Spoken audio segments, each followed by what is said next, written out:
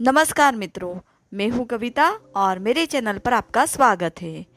आज के इस वीडियो में हम बात करने वाले हैं हनुमान जी की।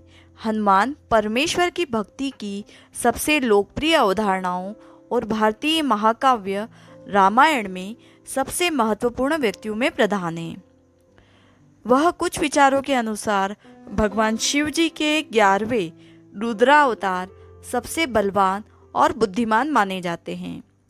रामायण के अनुसार वे जानकी के अत्यधिक प्रिय है। इस धरा पर जिन 7 मनीषियों को अमृतत्व का वरदान प्राप्त है, उनमें बजरंगबली भी है। हनुमान जी का अवतार भगवान राम की सहायता के लिए हुआ था। हनुमान जी की पराक्रम की असंख्य गाथाएं प्रचलित हैं। उन्होंने भगवान राम की सुग्रीव के साथ मैत्री कराई और फिर वानरों की मदद से राक्षसों का मर्दन किया, यह अत्यधिक प्रसिद्ध है। ज्योतिषियों की सटीक गणना के अनुसार हनुमान जी का जन्म 58,112 वर्ष पहले तथा लोक मान्यताओं के अनुसार त्रेता युग के अंतिम चरण में चैत्र पूर्णिमा को मंगलवार के दिन चित्रा नक्षत्र व मेष लग्न के योग में सुबह 6:03 बजे भारत देश में आज के झारखंड राज्य के गुमला जिले के आंजन नामक छोटे से पहाड़ी गांव के एक गुफा में हुआ था। इन्हें बजरंगबली के रूप में जाना जाता है क्योंकि इनका शरीर वज्र की तरह था। इन्हें पवन पुत्र के नाम से भी जाना जाता है। वायु अथवा पवन यानी हवा के देवता ने हनुमान को पालने में महत्वपूर्ण भूमिका निभाई थी। मारुत संस्कृत में मरुत का अर्थ है हवा, नंदन का अर्थ है बेटा। हिंदू पौराणिक कथाओं के अनुसार मारुति अर्थात मारुत नंदन हवा का बेटा है। आइए जान लेते हैं मारुति का नाम हनुमान कैसे पड़ा। इनके जन्म के पश्चात एक दिन इनकी माता फल लाने के लिए इन्हें आश्रम में छोड़कर चली गई। जब शिशु हनुमान को भूख लगी तो वो उगते हुए सूर्य को फल समझकर उसे पकड़ने आकाश में उड़ने लगे। उनकी सहायता के लिए पवन भी बहुत तेजी से चला। उधर भगवान सूर्य ने उन्हें अबोध शिशु समझकर अपने तेज से जलने नहीं दिया।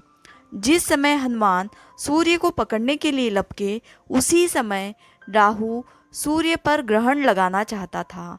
हनुमान जी ने सूर्य के ऊपरी भाग में जब राहु का स्पर्श किया तो वह भयभीत होकर वहां से भाग गया। उसने इंद्र के पास जाकर शिकायत की कि देवराज, आपने मुझे अपनी क्षुधा शांत करने के साधन के रूप में सूर्य और चंद्र दिए थे।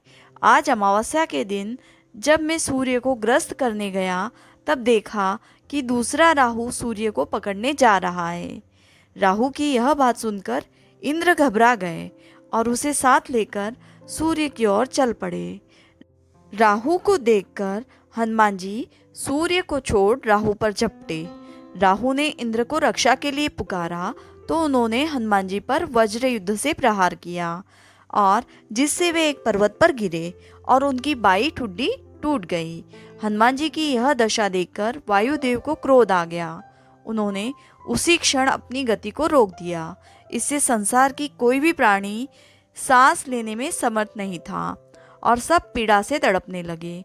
तब सारे सूर, असुर, यक्ष, किन्नर आदि ब्रह्मा जी की शरण में गए।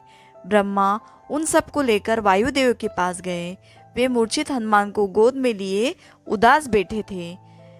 जब ब्रह्मा जी ने उन्हें जीवित किया तो वायुदेव ने अपनी गति का संचार करके सभी प्राणियों की पीड़ा दूर की। फिर ब्रह्मा जी ने कहा कि कोई भी शस्त्र इनके अंग को हानि नहीं कर सकता। इंद्र ने कहा इनका शरीर वज्र से भी कठोर होगा। सूर्य देव ने कहा वे उसे अपने तेज का शतांश प्रदान करेंगे तथा शास्त्र मर्मज्ञ होने का आशीर्वाद दिया। वरुण ने कहा मेरे पाश और जल से यह बालक सदा सुरक्षित रहेगा। यमदेव ने अवध्य और निरोग रहने का आशीर्वाद दिया। यक्षराज कुबेर, विश्वकर्मा आदि देवों ने भी अमोघ वरदान दिए। इंद्र के वज्र से हनुमान जी की ठुड्डी यानी संस्कृत में हनु टूट गई थी, इसीलिए उनको हनुमान का नाम दिया गया। इसके अलावा ये अनेक नामों से प्रसिद्ध हैं, जैसे बजरंगबली, मारुति, अंजनी सुत, पवनपुत्र, संकट मोचन, केसरी नंदन, महावीर, कपीश, शंकर सुवन आदि।